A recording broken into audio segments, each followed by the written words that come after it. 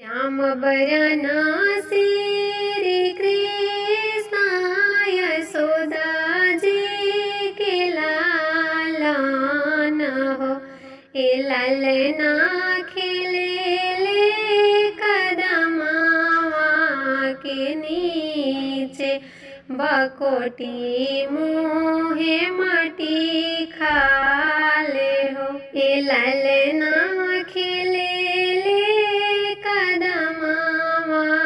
के नीचे, बकोटी मुहे मटी खाले हो। मिलहु सखिया सले हरि अवरु सले हरि हो। ए सखी हो मिली जुली चला जसोदा अंगना, ओ रहना दे आई जाहो।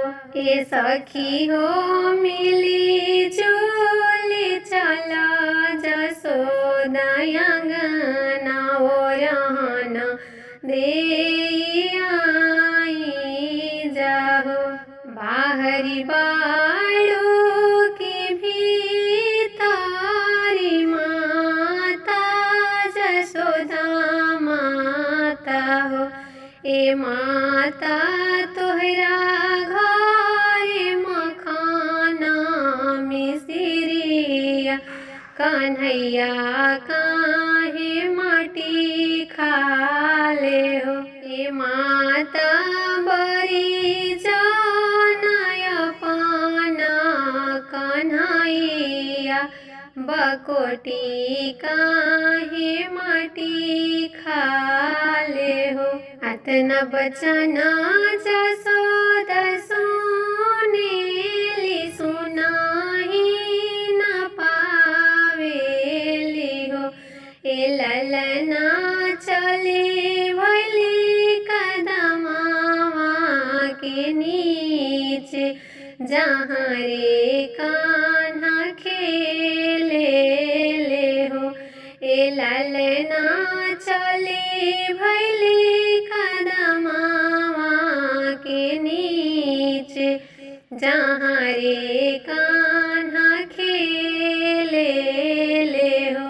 बाबुल हो तू त बाबू हो, प्राण की आधार हो। ए बाबू तोहरा घर मखाना मिसरिया, बकोटी काहे माटी खालहो। ए बाबू तोहरा घर मखाना मिसरिया, बकोटी काहे माटी खालहो। माता हो तू त माता हो, प्राण की आधार हो। ए माता सभ गोपी भइली मुदैया, झूठाही लवली लैयानु हो। ए माता हमरा घर मखाना मिसरिया, बकोटी काहे माटी खइबो हो। बाबुल हो तू त बाबू हो, प्राण की आधार हो। ए बाबू मुहावा बाई दाना देखलाई, तबेरे पतियाई बिहो।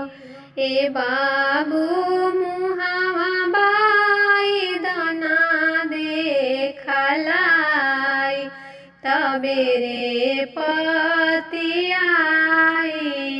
बिहो। मुहावा जीवाई कृष्ण देखावेले, औरु कृष्ण देखावेले हो।